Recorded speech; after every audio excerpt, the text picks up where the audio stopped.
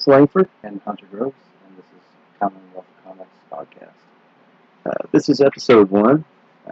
Just a kind of an introduction to me, Chris, and my partner Hunter there, about what we're going to talk about, like what we're going to be about for this particular podcast. We're just kind of going to talk about the comics we like.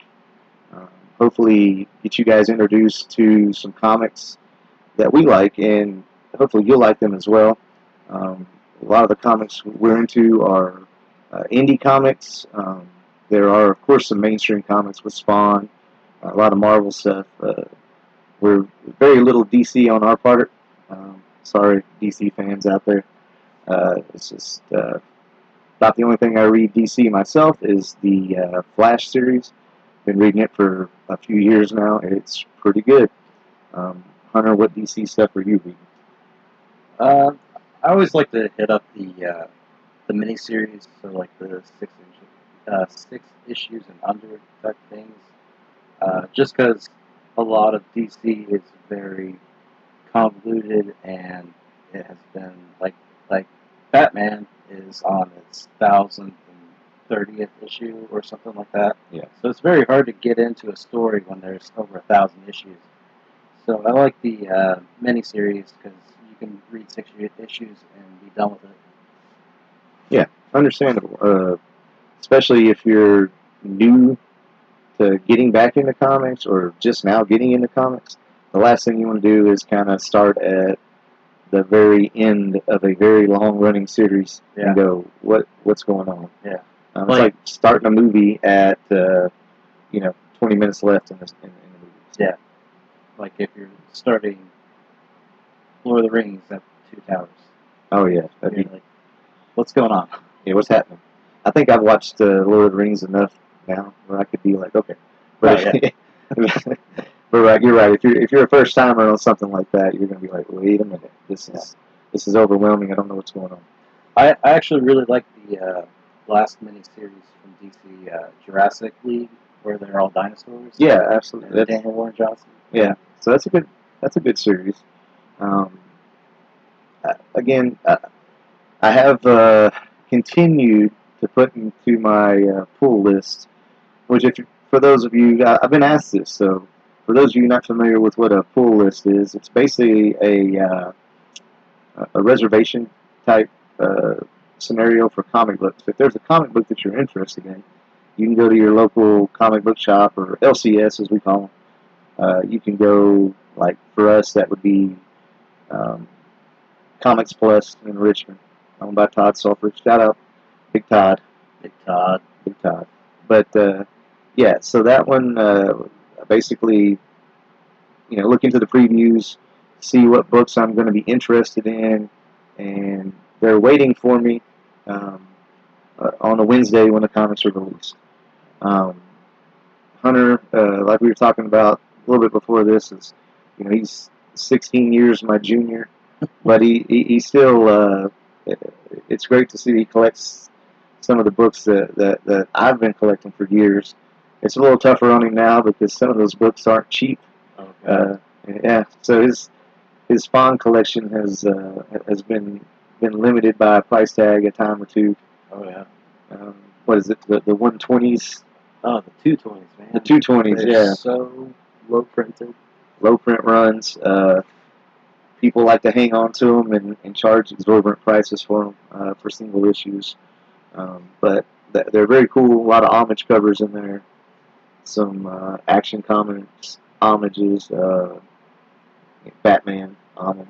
Yeah. A couple of different things going on in there. Spider-Man or two. But had I had a full list back in the day, I would have all this. Exactly. So that's basically what I was getting to. Yeah, if you have a pull list, those books will be waiting for you. So even if it's something that is a big recent speculation hit, and people think that they can make money off of it because some streaming service or somebody else has optioned it for a TV series or a movie or something like that, then you may not be getting that single issue book, and some of those may not even get printed in some sort of omnibus or a compendium even. Yeah. So finding the single issues can be pretty tough at times. Um, but I'm glad to see that you have that option if you go to your LCS and you establish a pool file. Now, don't be that guy that gets a pool file, guy or lady, that gets a pool file and never picks their books up. Yeah, don't do that. Yeah, comic shops don't really care for that because that's money sitting in a box somewhere that, and besides, comics are made to be picked up and read, handled. Um, some of them, like Hunter, I'm sure does the same thing for Spawn that I do. I get multiple copies. Yep. I get what we call a reader copy. Yep. That we can handle and touch and do, read it and set it down and come back to it later. And then there's some that just go in a bag and a board, and they don't get touched because it's part of the collection. Yep. You want it to look pretty. So that's pretty common. You'll see people basically spend money on the exact same comic. 2 or 3 copies of that, which is all right. That's what I do. Hunter does it. Pretty much anybody that actually collects single issue comics, that's what they're going to do. Hunter's a little more on the action figure side than I am. Oh yeah. I have some, as we look at, probably dozens of Spawn action figures. Some of them from, back in my very, very youth. Spawn come out in '92, so it was, pretty young then. So some of the ones I got are from there, and I actually think some of the ones are duplicates that Hunter had that I ended up buying.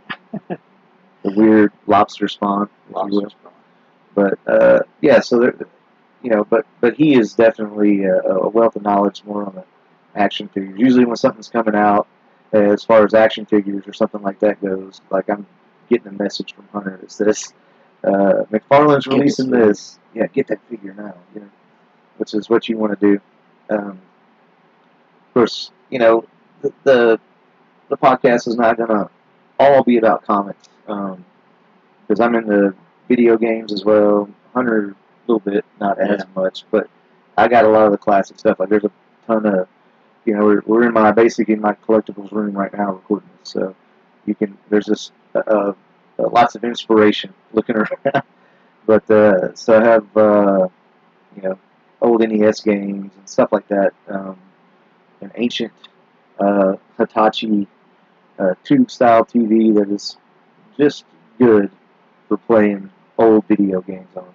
If you want that really old feel, where you're, instead of that flat screen look, where it's real. If you want to play like you did when you were, between 10 and 13, 14 years old, like myself, you're gonna play it on this old, tube style screen. But yeah, I got tons of that stuff. Probably 50 or 60 systems in here, give or take, of what they are. Some of them on display. I got Atari, Nintendo, Super Nintendo, Nintendo 64, GameCube, Sega Genesis, Sega 32X, Sega CD, TurboGrafx 16, Sega Saturn, Sega Master System, Sega Dreamcast, all kinds of PlayStations. So all the goods. All the goods. So yeah, we'll talk about that stuff sometimes too. Wrestling. We'll try to talk about some wrestling because I'm pretty big into old school wrestling. I don't watch the WWE too much anymore. I'm more of a AEW guy nowadays. It just feels more like old school wrestling to me. So that's just my opinion of it. But the WWE's women division is probably one of the better ones nowadays to watch if you're going to watch it, just because that they have better mic skills. They are more athletic than a lot of these guys. That's probably the realm of it I watch more. Shout out to Will Curry. Yeah, Will Curry. Yeah, Will Curry's. We're going to have him on the show sometime because, Will loves to talk. He's a great guy to talk to. Oh, yeah. He's a great guy. Definitely a big time wrestling fan. He knows a lot about old school wrestling too. So, he's wise beyond his years and those things. Um, Hopefully, sometime soon we'll have marvelous Marcus Johnson on here, local, wrestling legend, if you will, multiple time uh, regional area champion, um, heavyweight champion around here. I trained with him at AFS Academy, uh, 10th Planet Jiu-Jitsu. I trained with him there, so he is not only does he do wrestling, but he's more than capable in his everyday life as well as far as that stuff goes. Great guy, wealth of knowledge on local wrestling histories, and can kind of shed some light within reason on the kayfabe scene and the behind the scenes deals going on around the local wrestling scene. Um, Wrestled with Jay Lethal.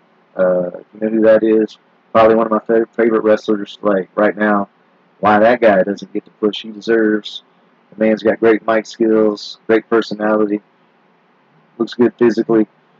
Should probably get a little big push, but he's just kind of in there. But yeah, Marcus wrestled with him, which is a big deal.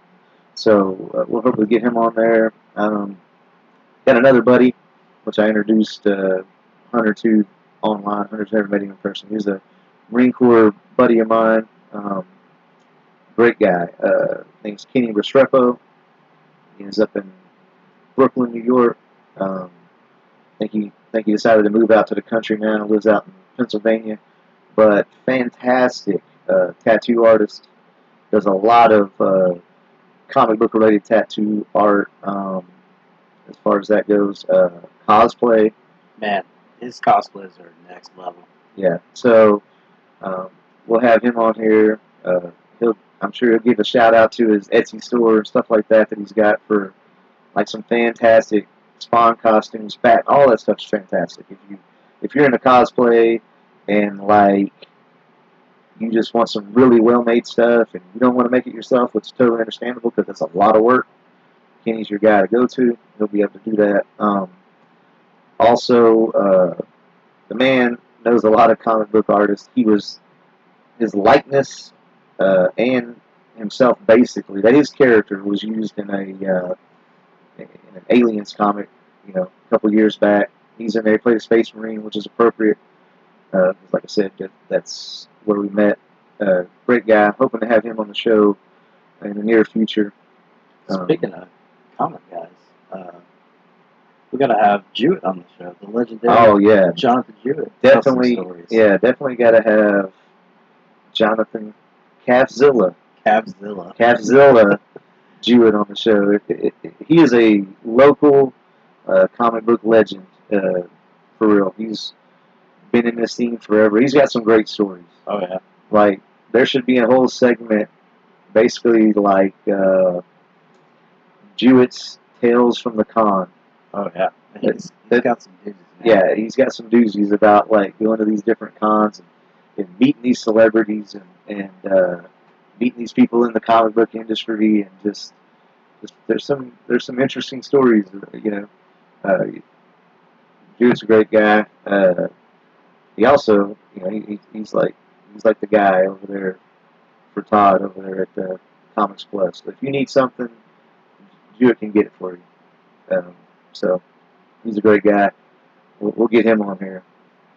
Big into indie comics like us. Yeah. Maybe a little more indie than we're used to. Yeah, Jewett goes deep into indie. Oh yeah. He's like, man, there's this guy that lives out under a eucalyptus tree in Australia that he does these sandstone comics, and then he's like, I got one. I paid like $8 for that thing. Had it shipped.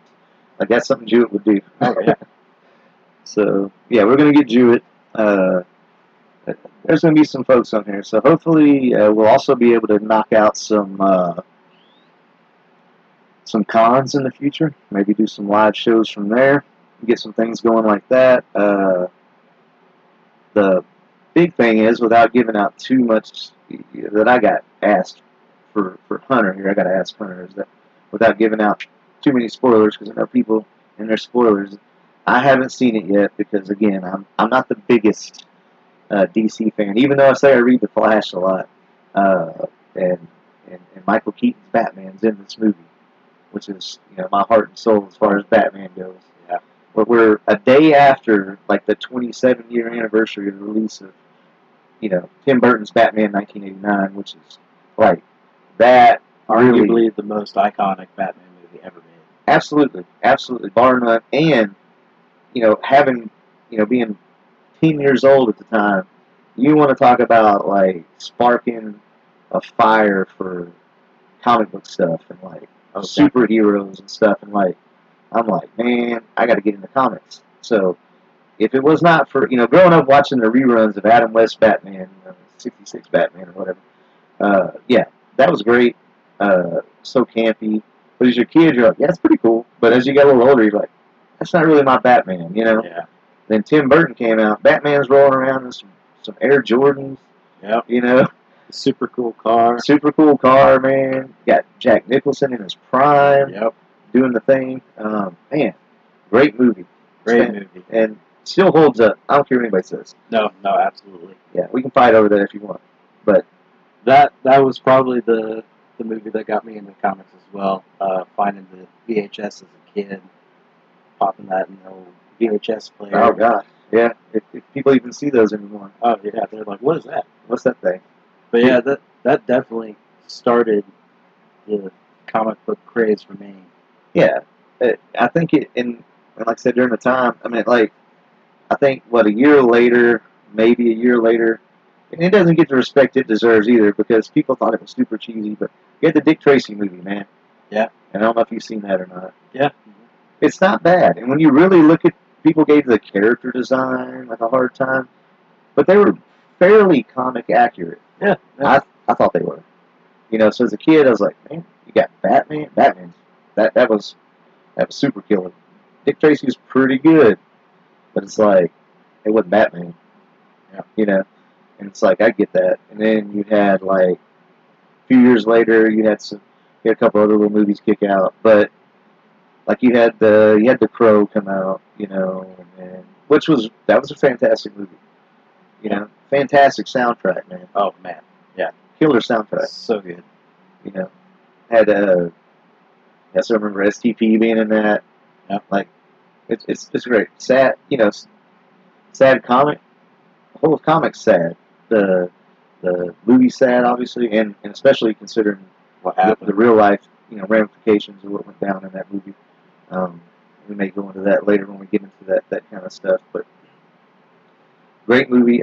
Then of course you had the Spawn movie come out. Yeah. Which was at the time I remember it being pretty good, but then I remember like some things you're watching this and you're like, oh, man, that they could have done a lot better with the CGI. Yeah. Which was weird because it was advertised as the special effects movie of the year. Right. And the suit looked great. And the thing, the suit looked great. They spent a lot of money on that. The like Al Simmons, Michael J. White playing out. That's perfect. Yep. Who else was going to play him at the time? He could play him now. He could play him now. He still looks great. Yeah. Like that dude could suit up. He could probably wear the exact same suit. Yeah. Probably fits him just fine. Probably, yeah. He's freaking jacked. Yeah. Give me John Leguizamo playing clown. Oh, he's the only one that needs to play clown. Yeah. He's perfect. Yeah, they'll probably have. I'll be so mad, but they'll probably have like, what's the little fellas, Pete Davidson. If they have Pete Davidson play the clown, I'm done. Not watching. It break my heart, and I'll not watch the Spawn movie. Like if they had that guy play him, I'd be like, if he's no, because I'd heard some rumors about that, and I'm like, no. Like nothing against Pete Davidson. Some of his movies are alright, but I don't want him playing clown. I'm far away from that project whatsoever.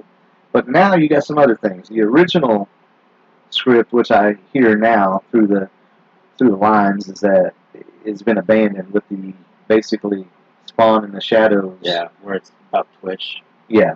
Well, Jeremy Renner obviously was going to play Twitch, and now that's kind of like because you get that severe injury with the snowcat and stuff. So him playing a lot of high impact type roles may be limited considering it's just a miracle he survived and was able to walk and stuff again, which is great. But him playing a role like that where it's physically demanding. May not, so that may change who's going to play Twitch, and the whole series. I hear tell is going to get, but obviously there's a different Spawn movie rumor every couple of months, just so Todd can sell some more comics. Yeah. So, Which I'm fine with because I'm going to buy them anyway. yeah, I'm going to buy them, but I wish that he would give me more toys, Todd. Yeah, we need like quality toys. Quit skimping on the quality control, because some of that paint jobs are a little, eh. Yeah. And the head sculpts, like, what was the one you got recently that was? Monolith. Monolith. There was another one though. You showed me that was like a. Going back to the Flash movie. Yeah. It was the Flash. Yeah, the Flash. The head sculpt on that is terrible. Oh man, I could have painted that better. Yeah, it looked real bad. Hunter showed me. He sent me a picture of this thing, and I was like, oh man. If you guys can look that thing up, it's amazing to behold. It could be better. Yeah, it could be a lot better. Which sucks because in the same toy line we got the super cool Michael Keaton Batman, and the car. That car is sick. And you got that, didn't you? Yeah. Yeah, I need to get that. Awesome. I need to track one of those down because I got to have that car. Yeah, it's super cool. It's huge. So it's probably been a year and a half now. I went to the there's a car museum in LA. I went there, the Peterson Museum. Basically, like, if there was a movie car at the time, it was in there. I mean, there's like one of the cars used in Back to the Future was there, but they had one of the movie used Batman Keaton version, Batmobile in there, the one that I grew up with. That thing's in there. That thing was wild when you see one up close. It's insane how big that car is. Yeah. So when people were talking about how giant the toy line one was from McFarlane Toys, how big that car was, it's a scale model. Yeah. It's scaled down to. Well, it's like a 1/25th or something. What is it? I have no idea for scale, but the figures themselves are 7-inch figures, and it fits in the car, so it's that big. Yeah. So when I have a picture standing next to that car. I'd have to track it down and show Hunter again, but that thing is probably 21 feet long. Oh my god! And it's all hood. Basically, it's just like a little coupe. It's like one of those little BMW Roadsters with like 20 foot of hood. Yeah. So they have some cool. If you're ever there, they have some cool cars. Some video game related stuff. They had a Warthog in there that they used to take out. Dude, if we talk video games, I'll talk all day long about some Halo. Yeah, see, I know that's your wheelhouse as far as video games. Yeah, I get it. Yeah, I like Halo 2. I remember when it came out. I played it. It was great. But yeah, they had some cool cars there. Only other thing that was wild about that was they had a marker out front, and that's where the Notorious B.I.G. got shot at. That's where Biggie got killed, right out in front of the Peterson. Oh, no way. Yeah, he was at a party at the Peterson Museum. That's where he got shot at. So I was like, I didn't realize that because back then you're like, well, I heard he got shot here, but until you're like in that area and you see it, it's like right by the La Brea Tar Pits. So it's like the La Brea Tar Pits are right across the street. So you like I remember walking, we parked a little ways away and walked to the place, and I see this marker. What's this marker? I look down, and say, oh, that's where Biggie got shot. Like that's crazy. It's just you just think like this is on some random street out in front of this place. But if you ever get a chance to go there, that's pretty cool. But anyway, we'll get back to the topic. We get a little off tangents on occasion. But speaking of cars, like we were talking about the Spawn Mobile earlier, I got the action figure for it. I got the basically Hot Wheels car version of it. And for me, that's what like back in the day, like I was, as me and Hunter were talking about earlier, kids like chains is what Todd always said. Yeah. So Todd McFarlane, that's his big thing. That's why Spawn had all these chains everywhere. And he said that they were a lot easier to draw than webs. Even though, I guarantee it. Yeah, and especially the way that Todd drew webs on his Spider-Man run. Spaghetti webs. Yeah, they were like nobody'd seen anything like that before. That was one of the big selling points of that thing was the fact that This guy was drawing like just everybody else at the time was like, I got to finish this so fast.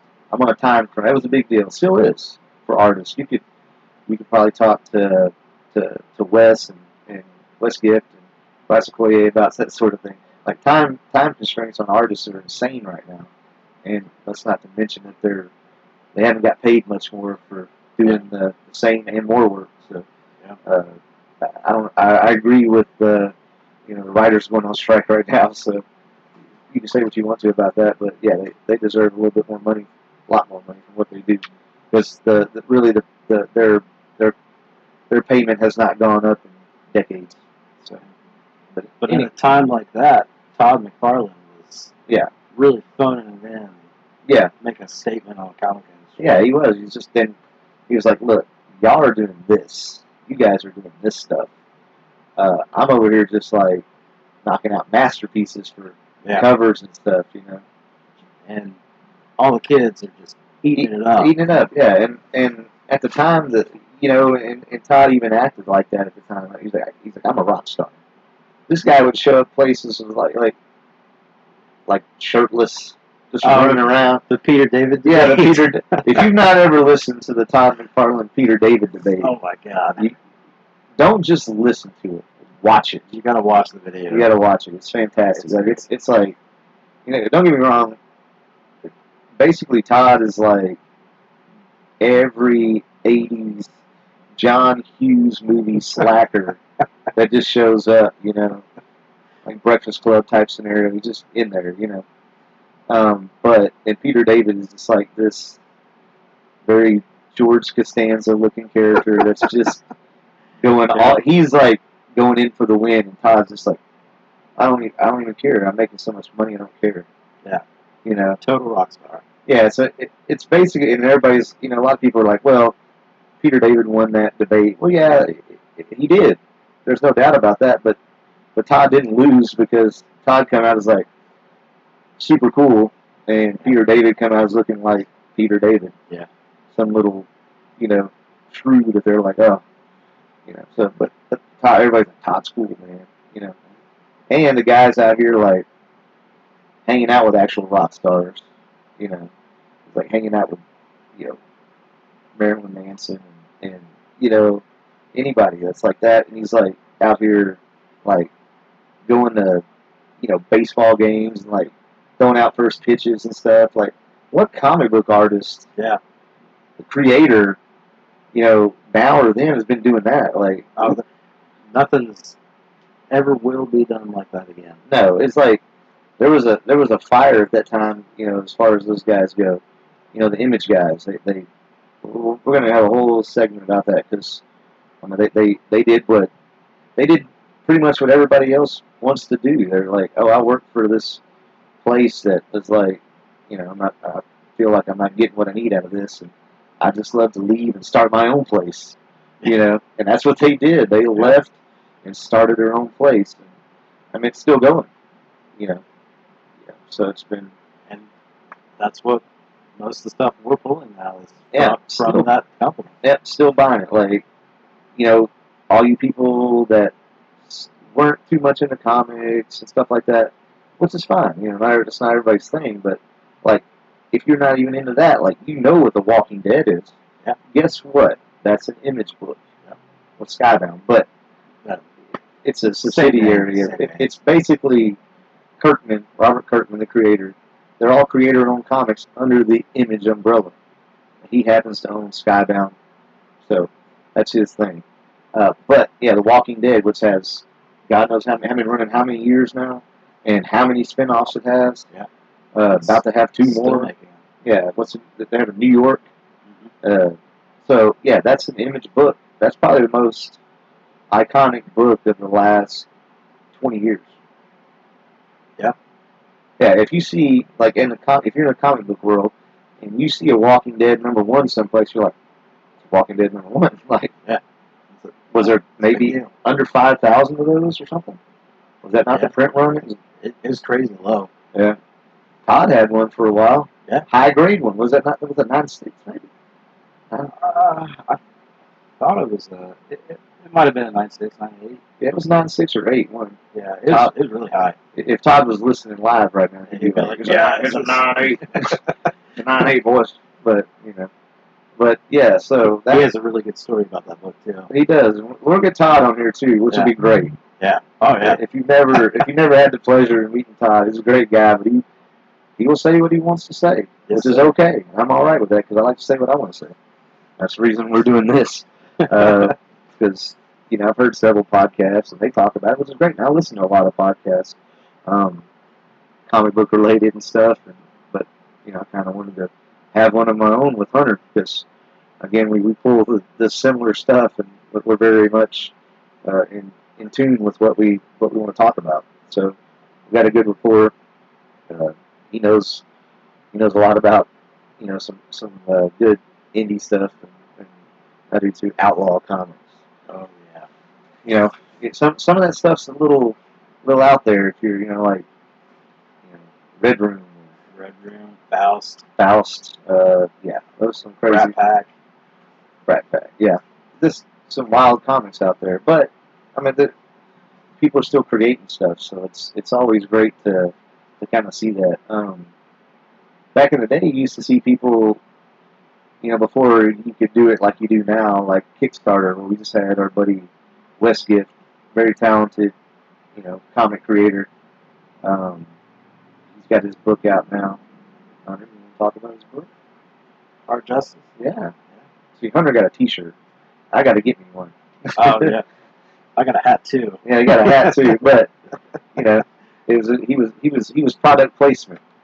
Hunter was working at the comic shop. I was a walking billboard. Yeah, so which is great. That's what's smart. Guerrilla marketing, if you will. Yeah. I'm actually very excited for that comic. I am too. It looks great. Yeah. So Wes Gift, Bryce Okoye, fantastic artist. Bryce is. Wes, obviously very talented.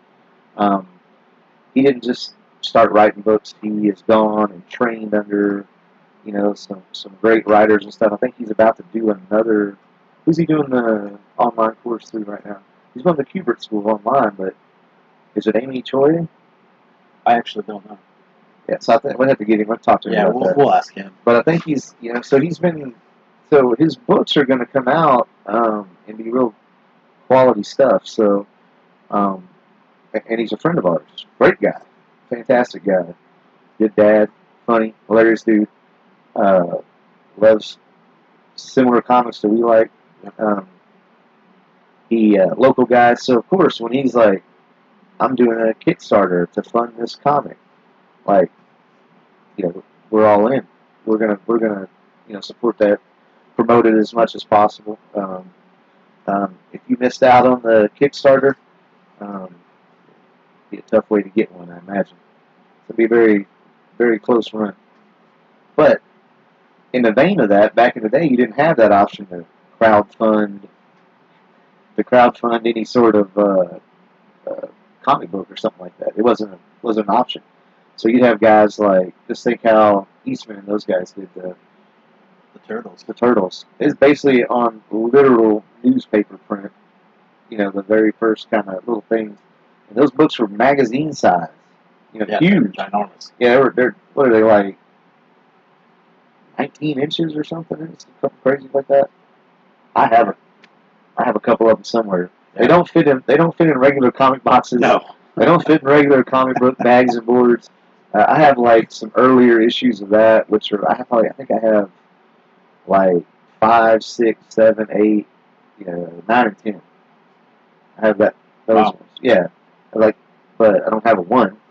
Yeah, well, or a 2 or a 3. That's a pretty big book to get. Yeah, 1's a pretty big, like, I'd have to look it up, but the going rate for it is pretty wild right now. That's probably the biggest modern-ish book of our time right now. Yeah, absolutely. That book's not going anywhere but up. Yeah. Yeah, and it's a giant book. And legend has it that the only reason that CGC started doing magazine-sized, right, grading capsules was because of that book. Oh, really? That's what I've always I didn't know that. So I've always read and heard that CGC, which if you don't know what that is, that's CGC, CBCS, and your little, what do you call it, PGX. yeah, whatever.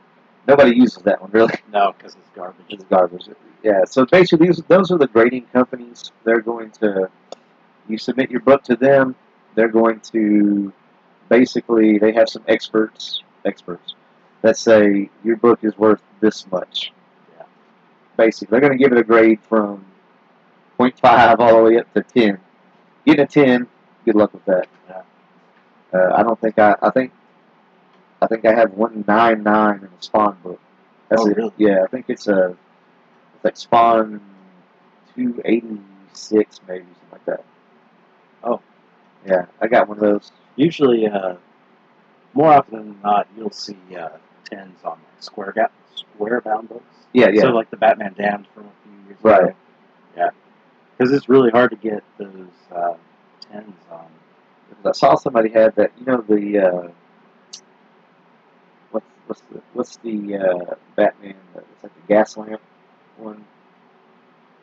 The Long Halloween? No, it's basically the Batman Jack the Ripper one. Yeah, Gotham by Gaslight. Yeah. So Gotham by Gaslight. I've seen several 10s and 99s of that kind of thing, and it's a square bound book. Yeah, so that would make sense, understandable. But yeah, so I'd always heard legend tell that the grading company, CBCS still doesn't do that, but they do offer autograph certification without a witness being there.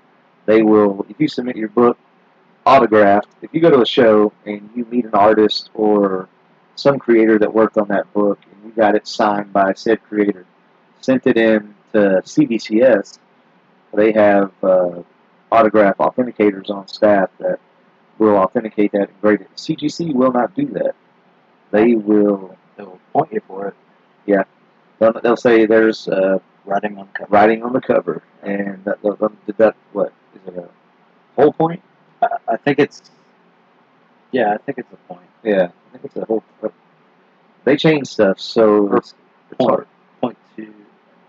I don't know. Yeah, but they change stuff a lot. Yeah. So you never know. Like they change prices a lot. I'll tell you that. Yeah. Oh, but they just went up. Yeah, they just went up in price. So it's probably like $30 now to do a modern book that just came out or more. When it used to be about $20. And that depends on the value of the book too. Absolutely, yeah. There's a percentage of the price built into basically how much the book is worth. You know, so if you're submitting a very expensive book like a Hulk 181, or a Fantastic Four #1, you're going to pay a lot of money to get that graded. Yeah. So you better hope it comes back worthwhile if you plan on selling it. If you plan on keeping it, then it's whatever you want to do with it. But keep in mind, it's going to be $500, $600, $700 to grade that book. People think you just send them off and it's like a set price, $20 for this, and $20 for that. It's not that really like that. Then there's a whole section where they have experts that clean in a non kind of basically like dry clean your comic, if you will. Yeah. And then make it more presentable. Clean it up, press it, get it all nice and flat and crisp for you, and that'll cost you. I think it's about $30 now too. Yeah, I think it's 27 something. But if you send that there, you're definitely buying a better grade for the most part. I don't know if you know this, but I recently just did it. They do video games now. GDC does? Yeah. I didn't know. I just sent off a couple of sealed games, and they'll grade those too. Send some of these Mario Brothers. Yeah. Yeah, the slabs that come in are super cool too.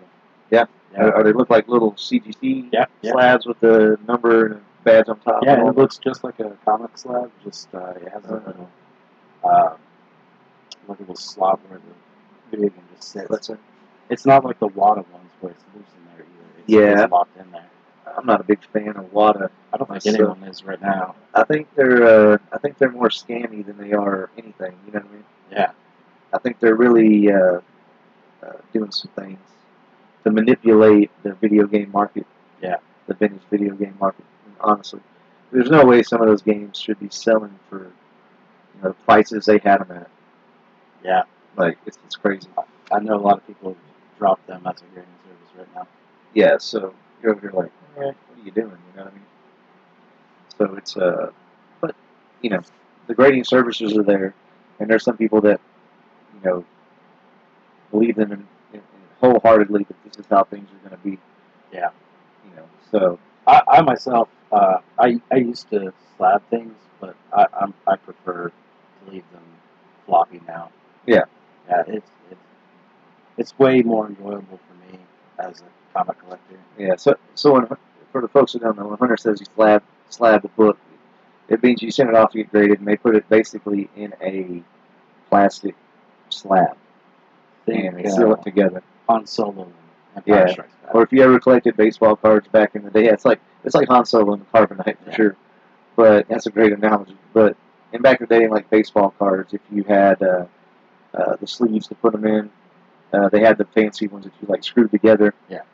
It's like that, but like on a whole another level because they basically plastic weld that thing together, and it's sealed inside of a capsule. There's some books, I think they're really fragile, old books. It's better to do that with because they're only going to deteriorate more. Yeah. And I can understand because you're not going to be reading, any early Action Comics book. You're not going to be reading it. There's digital versions of that out there. Like you're not going to handle that book. Yeah. Like you like to have it part of your collection because who wouldn't? Oh yeah. I'm not even a Superman fan, really. I have a Captain Marvel from the 40s. Yeah. And that was the whole reason I sent it off.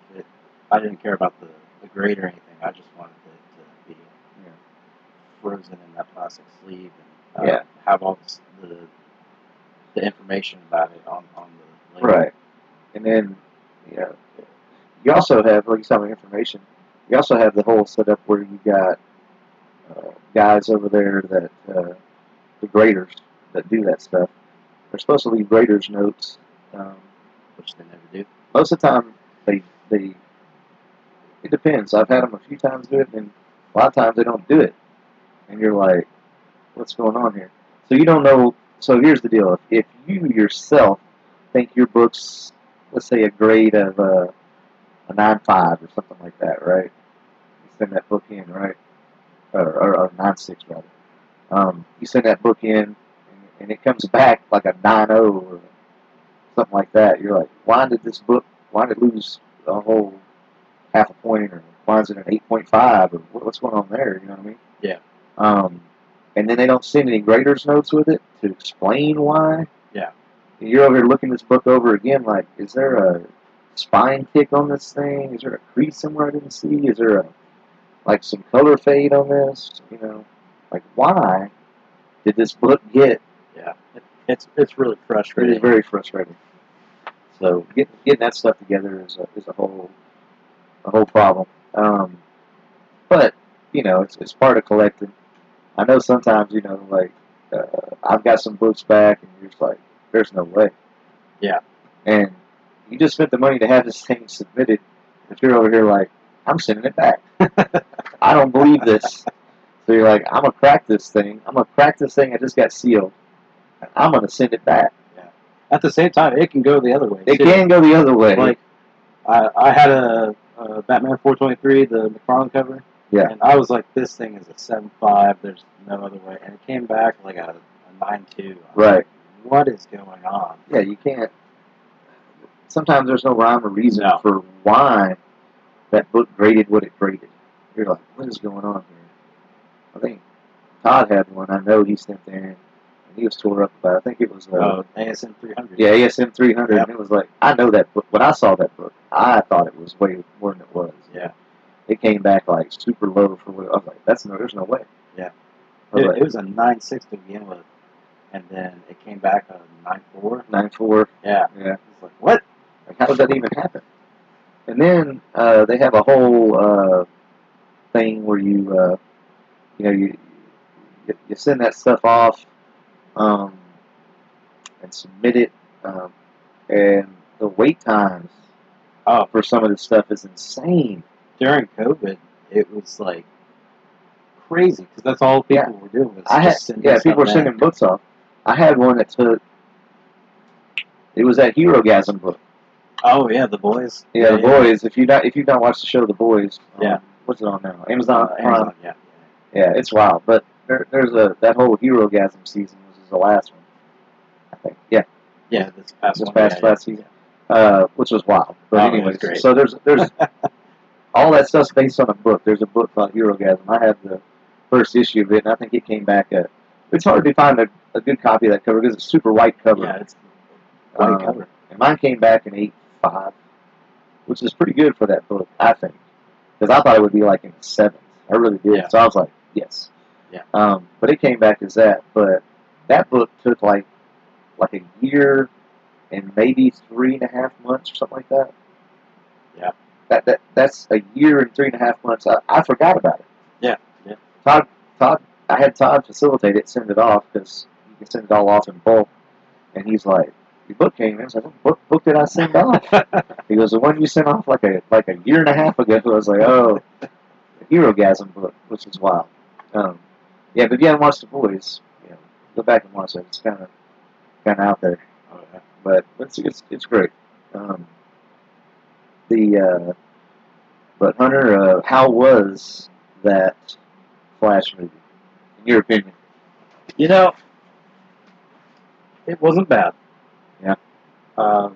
It wasn't great, but it wasn't bad. Not giving anything away. Right. But yeah, I can see why people are kind of hard on it right now, though, because I feel like a lot of the CGI was unfinished. A lot of it looked like PlayStation 2 level cutscene CGI. But if you can get past that and just kind of appreciate it for what it is, it's not bad. It's a good Flashpoint type story. Yeah. Lots of cameos. Even though they switched to Supergirl, right? They did switch to Supergirl, yeah. But I hear tell she does well. She's very good. And she deserves her own movie. She absolutely does. I would definitely go see a Supergirl movie with her. She was great. There's lots of really good cameos. So we already know about the Michael Keaton Batman, and then I'm not going to give anything away. Right. But there's lots of nostalgic cameos and people you wouldn't expect to show up. And I'll just leave it at that. Yeah. Okay. Yeah, that's a good way to put it because people want to watch it. Obviously. Yeah. I will watch it. I just haven't. I do want to see it. I just haven't had the chance to because obviously even if it's I'm not the biggest DC fan in the world. Poor Gina Elliott, our friend Gina, would be tore up because she's a super DC fan. Yeah. Well, she obviously loves Wonder Woman and Batman and all that stuff. Speaking of that, we went to Lexington Comic-Con one year and met Neil Adams, and she got in this long conversation with Neil Adams about how, if you don't know who Neil Adams is, he's like one of the most recently passed away. One of the most prolific artists. Yeah, period, man. Great, fantastic artist, Batman, all kinds of stuff, Yeah. But Gina talked to him about how, because he had just done this, he was doing that Wonder Woman Superman series. Oh, yeah. A few years back, and it's probably been 4, 5, 6 years ago, maybe. Something like that. That was. Yeah, that's right. Yeah. But he was doing that series, and Gina was telling him about how much that he was wrong. That it should be Wonder Woman and Batman should be together because they're more made for each other. Yeah. Superman's going to be Superman. Yeah. So I get what they were trying to do at the time though because that's two super people. Yeah. Basically gods. Yeah, basically that. You got one essentially Greek god and you got an alien that is a god on Earth. So it's interesting. Hopefully, she'd be entertaining to have on the show too, because she's really into it. If you see her place, she's like her house has her whole house basically has pop figures everywhere and all kinds of stuff. She has an Angela that's like that tall. Oh, no way. And she's got that giant, the big one. Yeah, oh, the big man, one. She has that one. That's And awesome. actually, I knew she likes Angela, so I got that. I actually got that for her. So she has that over. So I know she has it over there. That's sweet. I was tempted to keep it myself. I don't blame you. Yeah, because I've not seen another one since. So Yeah, those are hard to find. I think it's that thing 18-inch or something. I think so. Yeah, Yeah, I think it's 18. It's ginormous. I remember I flew out. I was at work and flew out to North Carolina, and I brought the thing back. On the airplane. I was like, what is this? But super cool action figure. Yeah, so back to what we're doing here. Hopefully, like I said, we'll do some con stuff. I know Todd at Comics Plus is trying to set up a bigger con than he has done before, Rich City Con or whatever he's going to call it this time. I don't know if he's going to call it that or not. I think he's trying to change the name. Yeah, I don't blame him. I think he wants to rebrand it as something else, which is understandable. Yeah. I think he's going to have it possibly have it at EKU this time. Yeah. Which would be a better venue than obviously the old mall that we have in town, which is fine. But when you have a place that's more set up, to funnel people in and out in a certain way, it makes it a lot easier to have a successful con. Because people are still going to have to pay to get in, and it's part of the deal. Like, you have to pay for the venue. You have to make. You don't make very much money off of a Comic Con, as far as putting it on. Yeah. For you to make money, it'd have to be something crazy. Yeah. But for it but to have a local con and possibly have some pretty good names in the comic industry show up there, and the local comic community be able to just kind of get together and talk with each other and see everybody, and especially since even though we're past the COVID times, it's still kind of like still hasn't. I don't think everybody's kind of been all like. Yeah, it's still kind of recovering. Yeah, it's still kind of recovering and getting everybody involved. So I think it'd be nice to have something like that. I was hoping he was going to get. I was kind of talking to him about it. I need to send him the name and stuff, and maybe get a hold of it. But hoping he was getting Scott Johnson, who's I really like Scott's stuff. He's not really a comic book artist per se, but if you like, basically from the early Spider-Man stuff from Sony that I say Spider-Man 1, 2, 3, Tobey Maguire Spider-Man stuff. He did all the artwork for that, all the Marvel stuff. If you bought Marvel action figures, merchandise, birthday hats, tablecloths, napkins, Spider-Man stuff, Scott Johnson did all that artwork, every bit of it. Like he was a gun for hire, fantastic artist. If you follow him on social media, he's a great guy. He's out of Illinois, but he has a great track record. He does all that stuff. He'll post stuff. He's like, "This is something else I did that you probably didn't know I did," and it's just like, "I didn't know you did that." But it's always great. Or like with Craven coming out, the movie Craven, which I'm. Oh, the Aaron Taylor Johnson. Yeah, the Aaron Taylor Johnson. Who was he not? Quicksilver or who was it? Yeah, he was Quicksilver, and then what else?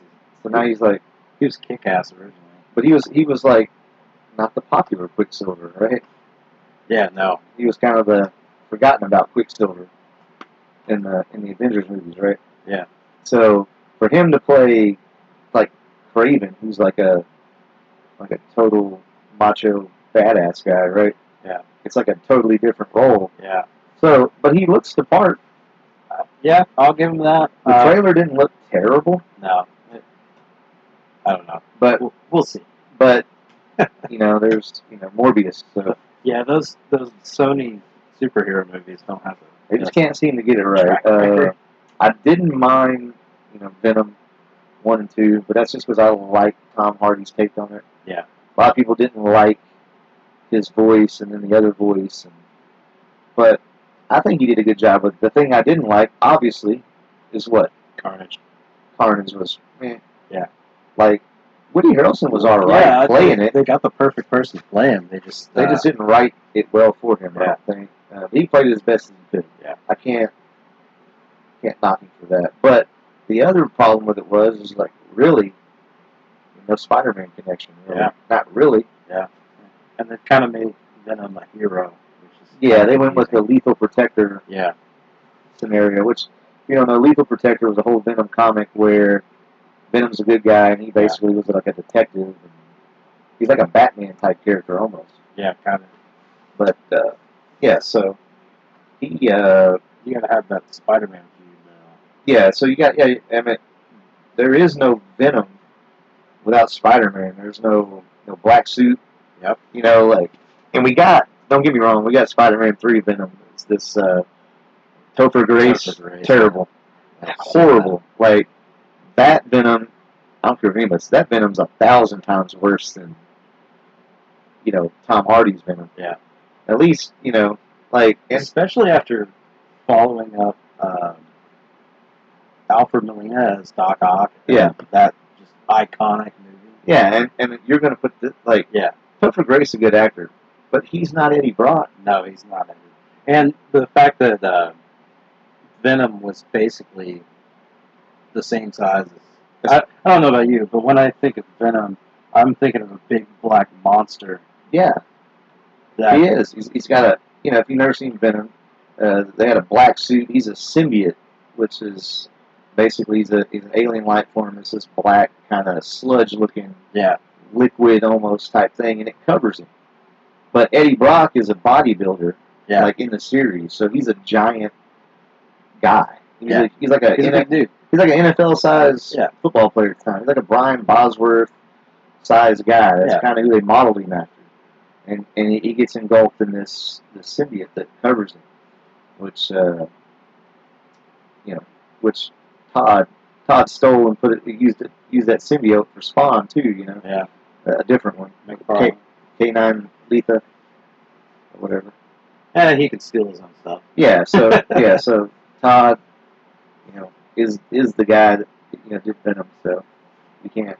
So as far as I'm concerned, that's what Venom should look like. Yeah. He should be this big, hulking, massive guy. Yeah. And he is. With the new one, is a lot. They do that right there. Yeah.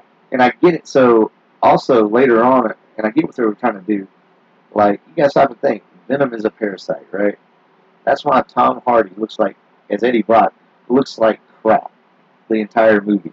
Yeah. Like because he literally has a parasite. Yeah. He looks like he's getting beaten up. Yeah, he looks like, he's like scratched up and bloody, and he just doesn't, he just looks grimy the whole movie. Yeah. And he looks like he's sick the entire, he's got this parasite. Yeah. So it's going to look like that. So people gave him a hard time about that. I'm like, you're not understanding the entire picture here. You know what I mean? Yeah. And I don't care what it is. Tom Hardy's a fantastic actor. Yeah. The voice was great. People didn't like the comedy back and forth. Well, I think comic book movies have kind of moved towards that. You have to have that comedy. But even if you watch the 90s Spider-Man series with Venom in there, he was humorous in there. Oh, yeah. They have their banter. Yeah, so it's like that's what they were getting at. They were using a mixture of that, Lethal Protector, that sort of thing. Yeah. And just Tom Hardy being a big love of super weird voices in movies. Yeah. Wants to be Bay. You got to be Bay. You got to be Bay. One of us must die in the plane, brother. Going back to DC, hopefully with James Gunn running things now, which I was a big Zack Snyder fan. Yeah. That was kind of my niche. Yeah. But hopefully with James Gunn now, we'll get a little more obscure characters. I hope so too. Yeah. I know for Suicide Squad, he picked up a lot of no-namers, like Bloodsport. Peacemaker's a household name now. Yeah, and did a fantastic series with it. Yeah. Yeah. That So, arguably, Peacemaker is better than the Suicide Squad. I'd agree with that. Yeah. I've heard a lot of people say that they didn't enjoy the Suicide Squad movie, and then they watched Peacemaker, and then watched Suicide Squad again, It makes it so much better. Yeah, they should have just kind of. I don't know why they didn't. Yeah, I don't know. Then the Weasel. Yeah, that thing was freaky. That thing was creepy. Maybe now that James Gunn's doing things, we'll get a better Bane. Since I hope so. Really, the only good one, air quotes here, has been Tom Hardy's. Yeah, and he did good at that role with what he had to do in that film. Yeah. And we're not gonna, obviously Nolan's Batman stands alone is fantastic as well. I know you like this Twilight Batman. Oh, Robert Pattinson, right? Yeah. I thought it wasn't bad, really. I actually really loved it. So I watched it on the plane in going to New Zealand. Oh yeah. Yeah. So when I went to New Zealand, I watched the on there. Super dark, not like a dark movie, but like just dark. And it was kind of a dark movie too, with the whole Zodiac killer vibe on the Riddler, and that's kind of But like the filter on that thing was just like dark, and it just did not like that place should have flooded more. Yeah. Oh, but I thought the car was cool, man. Yeah. No, I guess the vibe they were going for with this Batman was he's in his early years. So like year one Batman? Yeah, so he's still kind of figuring things out. Yeah. They wanted that car to be like thrown together like he just had. Yeah, absolutely. And if you look at that thing, it looks like a Pantera. Yeah. Which would have fit because in that year one Batman scenario, that's what he had was a Pantera. Yeah. Which is a rear engine Ford muscle car. Yeah. And that thing had like a big block Ford in the back of that thing. That's what this thing looked like it was. Yeah. So it was. I thought it fit. The car fit. Yeah. You could definitely tell at times that there was because there was very little Bruce Wayne. You know? I think that was on purpose. They did on purpose, but you could also tell that there was a body double on a lot because the legendary thing was Patrick refused to work out for the movie. Yeah. Well, fun fact. I think Ben Affleck's stunt double was the same person that did the stunts for that. Yeah. He's a pretty good sized fella. He's a pretty big dude. Yeah. I've seen him doing some of the motorcycle stuff. Yeah. That costume looked great, I thought. Yeah. It looked like something you would just kind of, if you were, an early aspiring Batman, that you would kind of rock this thing. It was kind of like stuff off the shelf you could get. Yep. Yeah. Like his utility belt. It wasn't. He had like an eye pack on his leg there. It wasn't like like Nolan's Batman. He was already rich and had everything. Yeah. Like, I got all this stuff. Yeah. And it wasn't campy like, Adam West Batman, where he's got like shark repellent in his utility belt. Which is fun. Yeah. But it wasn't like that, and it wasn't. But but Keaton had some of those cheesy utility belt things. Yeah. Grappling hooks and zip line type scenarios, and George Clooney with his bat bomb. Oh yeah, the bat bomb. Yeah, but they did that on purpose because they wanted to throw back to Adam West Batman, and that was also the legendary bat nipples, was it not? Yep. The suit had nipples built into it. Yeah. Which is whatever. But people really, for some reason, that's what people always remember. And everybody forgets the Val Kilmer one because that was an ugly suit. Yeah. The suit looked horrible. Yeah, it was not great. So, and you had Mr. Freeze in there, Schwarzenegger. Yep. And then that Bane. Yeah. That Bane. Comic book accurate. Yeah. For that time. Yeah. But still, very much cheesy. Yeah. Looked like that whole movie looked like nowadays cosplay. Yeah. Actually, some cosplay nowadays looks far better than that. Yeah. Well, I think that movie was made specifically to sell the action figures. Yeah, absolutely. They had the whole McDonald's licensing. Yeah. The action figure deal with, I think, was it Toy Biz was making those? Was it Toy Biz? I think Toy Biz still had it, or they switched over between that. I know Toy Biz had the first ones. Yeah, I don't know. I'd have to look it up again. But yeah, Toy Biz had those. But speaking of, you talking about CGI earlier. We're talking about the Spawn movie. I'll get back to that. Yeah. So I remember in that movie thinking, the suit's fine. Some of the character stuff is fine, but the Violator looked pretty good. Yep.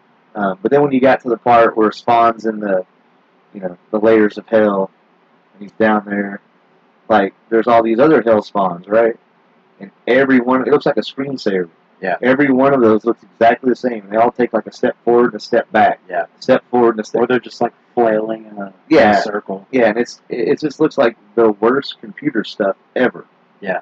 And then Malboja is just like, yeah, it was bad. It's like an entity. Yeah. And then because I think they just ran out of money. But also you got to stop and think. Probably less than a year later, right? The first Matrix came out. Yeah. And everybody knows that CGI was fantastic at the time. Yeah, if you watch that again, it still holds up. You're like, how did this Spawn movie, which should have had this giant CGI budget and being able to do all this stuff, really just have like some Packard Bell screensaver thing going on? I don't know. It just always struck me as like, what is going on with this? Like, why did that happen that way? But I guess we're pretty deep. We've got a little over an hour on this thing, so right now it's probably about time to call this episode a quit. What do you think? Yeah. And we'll have some more coming out, and we'll discuss some things. We're going to get with some people, put some stuff out there to get some requests in for what you guys want to hear about. We've got some lists of things that people already want to kind of hear about and stuff like that. Yep, Chris Langford here, and Hunter with Commonwealth Comics. We'll catch you guys on the next episode. Thanks, guys.